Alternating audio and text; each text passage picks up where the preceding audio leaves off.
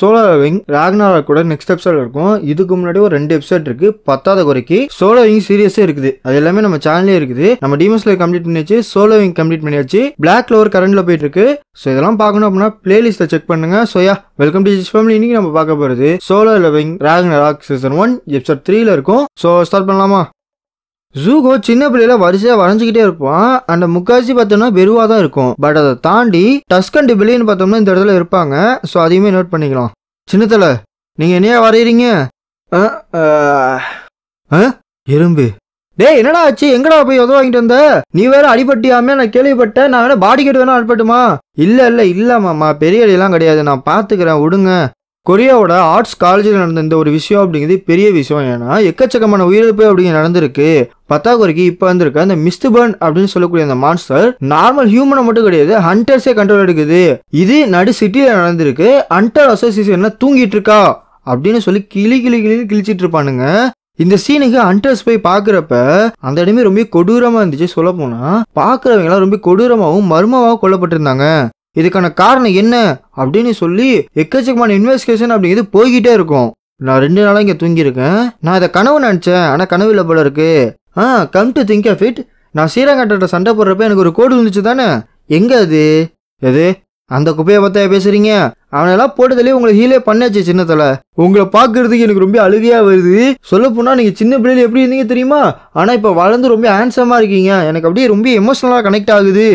இந்த எறும்பு இதை பார்க்குறப்ப என் விட்டு போன மெமரிஸ் அங்கங்கே வந்துட்டு இருக்கு. எனக்கு தெரியும் இந்த எறும்பு, எனக்கு தெரியும் இந்த எறும்பு மட்டும் கிடையாது.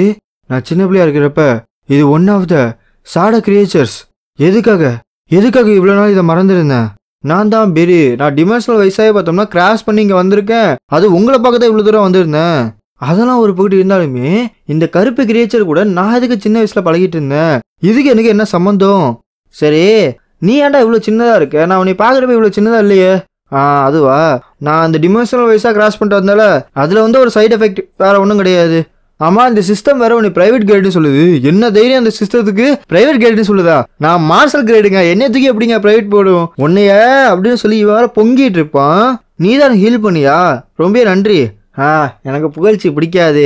நான் இங்கே வந்ததுக்கான காரணம் அப்படிங்கிறது ஒன்று தான், உங்களோட சீலை ரிலீஸ் பண்ண போகிறேன். ஆனால் நான் வரத்துக்கு முன்னாடியே நீங்கள் உங்கள் சீலை ரிலீஸ் பண்ணியிருந்தீங்க பார்த்தீங்களா?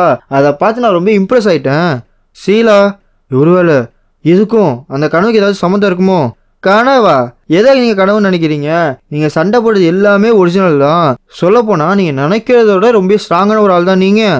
என்னதான் நீங்கள் ஒரு நார்மல் லைஃப்பை வாழணும்னு சொல்லி த கிரேட் சாடமாக் சஞ்சின் உங்களோட பவரை கட்டுப்படுத்தி வச்சிருந்தாலுமே எது அப்பாவா? அப்பா பத்தி உனக்கு தெரியுமா? அப்பா பத்தி உனக்கு தெரியும்னா அப்பா எதுக்காக வீட்டை விட்டு போனான்னு உனக்கு தெரியும்? சொல்லு.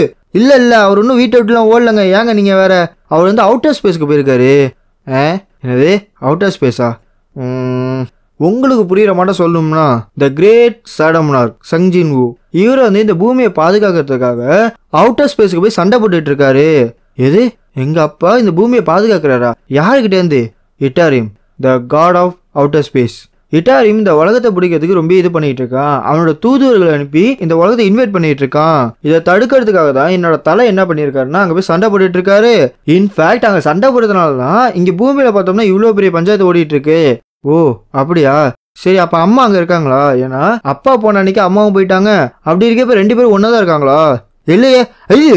அதெல்லாம் கிடையாதுங்க. நீங்க வேற, உங்க அம்மா இன்னும் மிஸ் ஆகிட்டு தான் இருக்காங்க.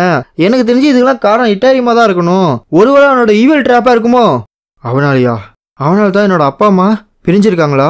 அவங்கள மீட் பண்றதுக்காக நான் இத்தனை வருஷம் காத்துட்டு இருக்கேன். அப்படின்னா அதுக்கு ஒரு வழி இருக்குது. என் தலைவனால இப்ப இந்த உலகத்துக்கு வர முடியாது, அவர் அங்க வாரில் இருக்காரு. பட் உங்களால உங்க அம்மாவை கண்டுபிடிக்க முடியும். அதுக்காக நம்ம 2 பேரும் சேர்ந்து ஸ்ட்ராங்கரா மாறலாம். லெட்ஸ் லெவல் அப் அப்படின்னு சொல்லிட்டு ஒரு கீயை கொடுப்பான். இப்போ அவனுக்கு கொஸ்ட் ஸ்டார்ட் ஆயிரும். ட்ரையல் ஆஃப் ஷாடோ அப்படின்ற ஒரு கொஸ்ட், ஷாடோ டிஞ்சன் கீயுமே கிடைச்சிருக்கும். இதை உன்னோட நிழல்ல வச்சு திருவு அப்படிங்கிறப்ப பிடிச்சி திருவுவானா? பயங்கரமான ஆரோட ஒரு டென்ஜனு. இதுக்கப்புறம் உங்களோட பவர் அப்படிங்கிறது உங்களுக்காக வெயிட் பண்ணிட்டு இருக்கு. எனக்கு இன்னுமே எந்த ஒரு நம்பிக்கையும் வரல. அவுட்டர் ஸ்பேஸ், இட்டாரியம், சாடமாக் இதெல்லாமே கட்டுக்கதை. பட் ஸ்டில் ஒருவேளை இதை நம்புறதுனால, நான் ஸ்ட்ராங்கராக மாறினால அவங்க கூட மறுபடியும் ஒரு வாழ்க்கை எனக்கு கிடைக்கும்னா நான் பண்ணுவேன். அதுக்காக நான் சீக்கிரமாக லெவலப் ஆவேன். வேறு பூமிக்கு போ, சூகோட சீலை ரிலீஸ் பண்ணு. இட்டாரியம் இப்போ பூமியை நோக்கி வந்துட்டு இருக்கான். ஒருவேளை உன்னோட பவர் இப்போ பூமிக்கும் போயிருக்கணும். சூகோட சீலை ரிலீஸ் பண்ணி அவனோட மெமரியும் அவனோட பவரையும் திரும்ப கொடு. நீனும் அவனு சேர்ந்து இந்த பூமியை ப்ரொடெக்ட் பண்ணுங்க. உனக்கு எது சரின்னு படுதோ அந்த சுச்சுவேஷனுக்கு ஏற்ற மாதிரி நீனே முடிவு எடுத்துக்கோ அப்படிங்கிற மாதிரி சொல்லி அனுப்பிச்சிருப்பான். அண்ட் இவன் வந்தப்பதான் நம்ம சூகுமே சாகிற நிலைமையில இருப்பான். நான் ஒரு முடிவு எடுத்திருக்கேன். நான் இந்த யங் மன்னார்க்கோட லெவலப்பை பார்க்க போறேன். அவளோட குரோத்தை நான் வாட்ச் பண்ண போறேன் அப்படின்னு சொல்லி அந்த கேட்டுக்குள்ள என்டர் ஆவானுங்களா. இந்த இடம் தான் த லேண்ட் ஆஃப் டெட். இந்த இடத்துக்குள்ள வரணும் அப்படின்னா என் தலைவரோட பர்மிஷன் வேணும். அண்ட் நீங்க என் தலைவரோட பிள்ளை அப்படி இருக்கிறப்ப உங்களுக்கு தேவை கிடையாது. இதுதான் த ஷேடோ டஞ்சன் அப்படின்னு சொல்லி காட்டுவாங்களா. இது ஷேடோ டஞ்சனா? பார்க்கறதுக்கு ஏதோ பாடிஞ்சா கட்டிட மாதிரி தான் இருக்குது.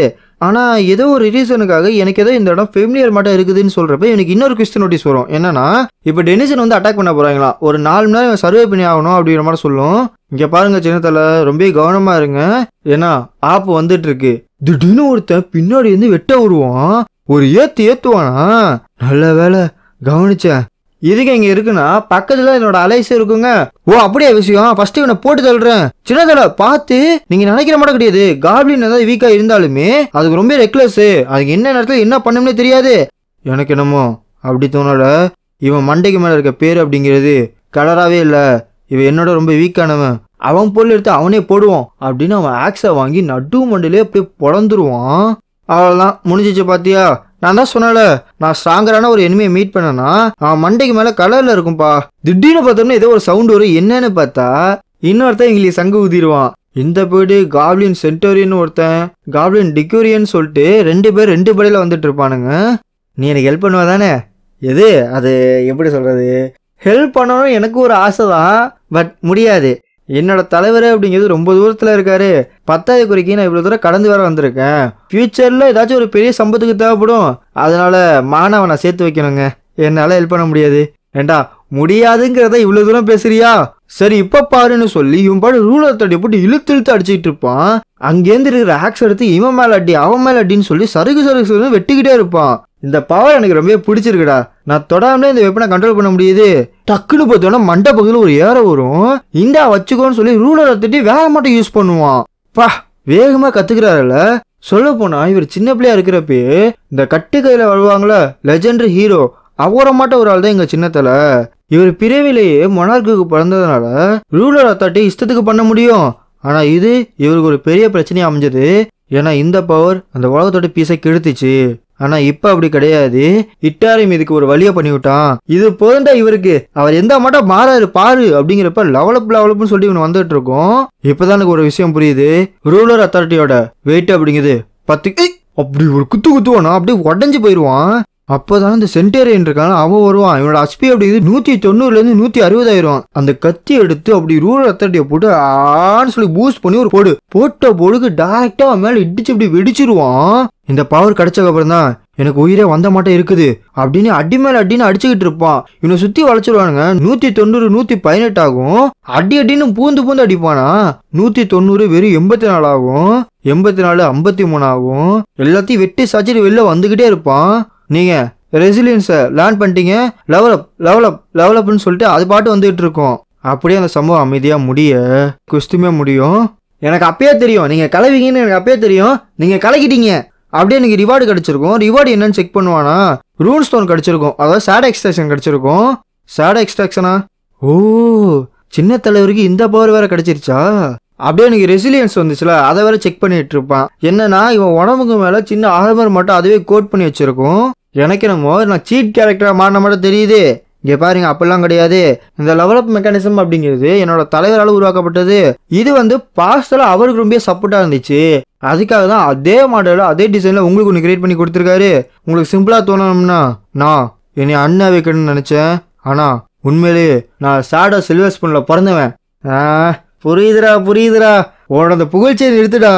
சரி இது என்ன இதை உடைக்கணுமா அப்படின்னு சொல்லி உடைப்பானா.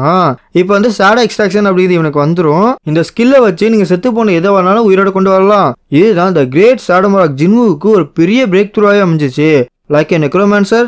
இப்போ நான் இவங்களை எடுக்கிறேன்னு வச்சுக்கோங்க, நான் தான் இவங்களை கொன்னதுமே. அப்படி இருக்கிறப்ப இவங்க என்னோட வீக்கு தானே. எனிவேஸ் சமன் டைப் அப்படிங்கிறது ஹண்டர் இண்டஸ்ட்ரியில ரொம்ப முக்கியமான ஒன்று. அப்படி இருக்கிறப்ப ஷேடோ எக்ஸ்ட்ராக்ஷன் இது என்ன பண்ணணும்னா திடீர்னு பேர் கேட்க ஆரம்பிச்சிடும். நீங்க ஒரு பேரை கொடுங்க அப்படிங்கிற மாதிரி சொல்லும். பேரு கேட்குது, என்ன பேர் கொடுக்கலாம்? இதுக்கெல்லாம் ஒரே பேரு தான். அந்த பேர் எனக்கு தெரியுமே. ஆரைஸ் அப்படின்னு சொல்கிறதோட இந்த சாப்டர் அப்படியே கட் பண்ணுவோம். So love you so much.